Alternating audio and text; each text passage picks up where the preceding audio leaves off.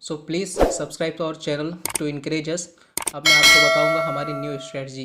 हमारे YouTube channel growth research बात करते हैं आज एक ऐसे टॉपिक पर जिसको जानने का बहुत ज़्यादा आवश्यकता है, मैं समझता हूँ, और समझना भी चाहिए। बिकॉज ऑफ द मार्केट के हिसाब से बहुत ज़्यादा ज़रूरी है ये चीज़। ठीक है, तो मैं आपको बताऊंगा कि आईपीओ में क्या देखकर ऐसा इन्वेस्ट करना चाहिए कि आईपीओ में हम लॉन्ग टर्म तक पैसा बना सके। ठीक है, तो ये काफ़ी ज़्यादा इंपॉर्टेंट टॉपिक है और काफ़ी लोग ब्लाइंडली आईपीओ में पैसा लगा देते हैं। तो मैं समझता हूँ कि ऐसा नहीं होना चाहिए, ब्लाइंडली कभी भी पैसा नहीं लगाना चाहिए आईपीओ में। क्योंकि क्या है कि कंपनी लिस्टिंग गेन तो आपको चलिए हो जाएगा, अगर आईपीओ ऊपर खुलता है तो लिस्टिंग गेन बेसिकली आपको हो जाएगा। लेकिन उसके बाद में आपको आगे लॉन्ग टर्म में रिटर्न मिलेगा या उसके बाद में कंपनी फ्लॉप हो जाएगी। तो ये चीज जानना बहुत जरूरी है।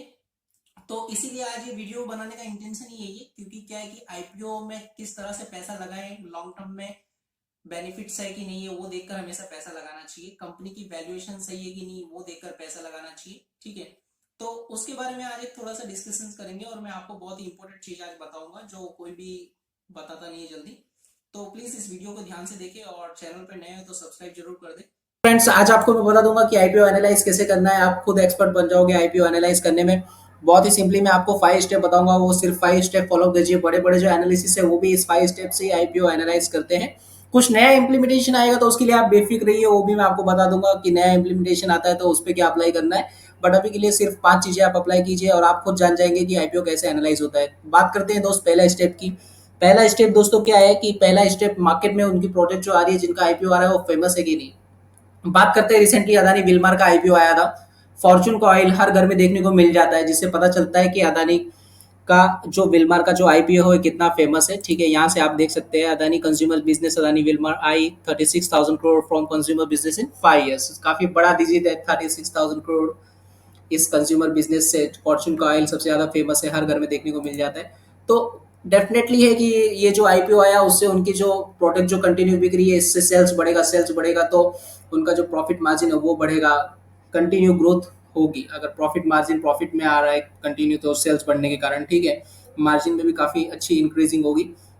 तो प्रोडक्ट फेमस होने की सबसे अच्छी वजह ये देख लीजिए कि मार्केट में जिसका आईपीओ आ रहा है उसकी प्रोडक्ट चल रही है कि नहीं बाजार में। पहला एनालिसिस। दूसरे एनालिसिस की बात करते हैं। दूसरा एनालिसिस क्या है कि कंपनी के ग्रोथ, उनके जो एसेट्स है वो कंटिन्यू इंक्रीज हो रही है और डिक्रीज हो रही है। ठीक है, वो कहाँ से देखना है? सिंपली मैंने आपको पहले ही बताया था, चित्तौड़गढ़.com आईपीओ की जेन्युइन साइट पे जाइए, उस पर आप क्रॉस वेरीफाई कर लीजिए कि क्या हो रहा है। तो देखिए, यहाँ पर जो अदानी विलमार का आईपीओ, उसका ही एग्जांपल ले लेते हैं। ये अदानी विलमार के आईपीओ का कुछ एनालिटिक्स है, मैं आपको उसके बारे में बताता हूँ। देखिए, यहाँ पर जो उनकी एसेट्स थी, यहाँ पर आप सिंपली देख सकते हैं 117 मिलियन के अराउंड सी एसेट्स थी। यानी कि यहाँ पर देख लीजिए एसेट्स में कंटिन्यू इंक्रीजिंग हो रहा है, यहाँ पर भी इंक्रीजिंग हुआ। ठीक है, रेवेन्यू भी यहाँ पर इंक्रीजिंग हुआ, यहाँ पर इंक्रीजिंग हुआ, यहाँ पर थोड़ा सा कम हुआ।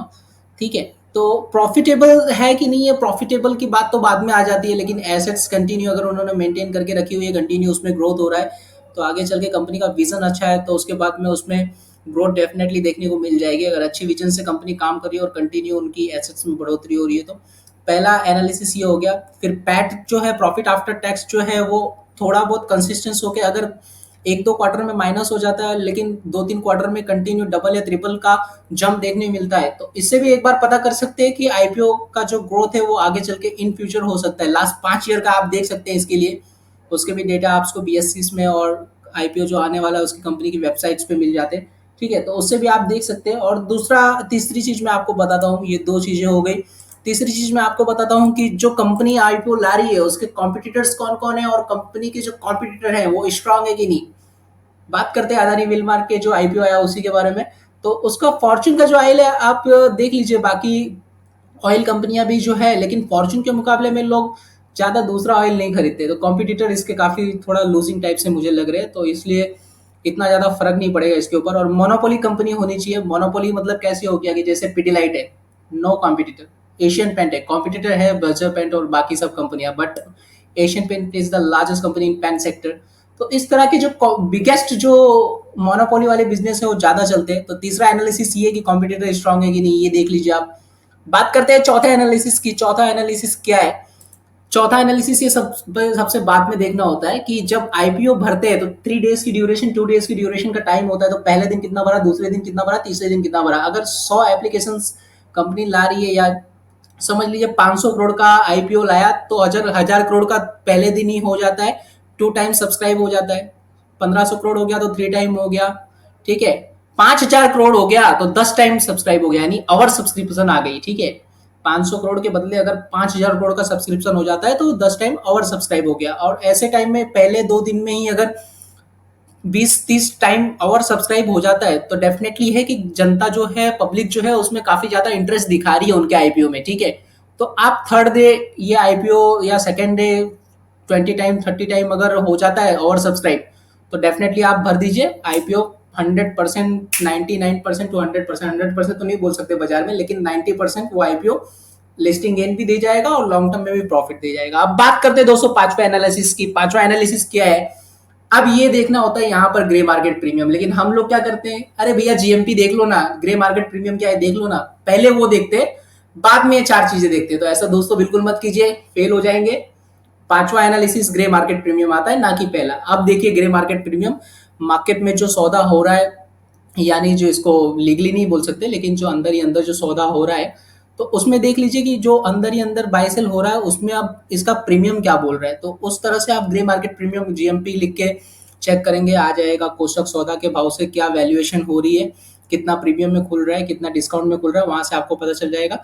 तो ये 5 चीजें हैं। चित्तौड़गढ़.com की साइट है, उसका भी लिंक मैं डिस्क्रिप्शन में डाल देता हूँ, उससे भी आपको पता चल जाएगा। काफी ज्यादा एनालिसिस में रेटिंग्स फिर बाद में देख लीजिए, छठा एनालिसिस में वो आप खुद एक एड्स कर सकते हैं। छठा एनालिसिस रेटिंग देख लीजिए, रेटिंग अगर 4 टाइम्स के ऊपर है, 5 टाइम का रेटिंग होता है, 4 रेटिंग है, तो आप समझ लीजिए कि वो आईपीओ सब्सक्राइब करने जैसा है और आप उसको सब्सक्राइब कर सकते हैं। तो ये रही कुछ महत्वपूर्ण जानकारी आईपीओ के बारे में। अगर यह पसंद आया हो तो प्लीज हमारे चैनल को सब्सक्राइब जरूर कर दीजिए, क्योंकि आगे भी स्टॉक मार्केट से जुड़ी हर जानकारी और हर अपडेट मैं आपको ऐसे ही देता रहूंगा। Thank you so much guys, मिलते हैं नेक्स्ट वीडियो में।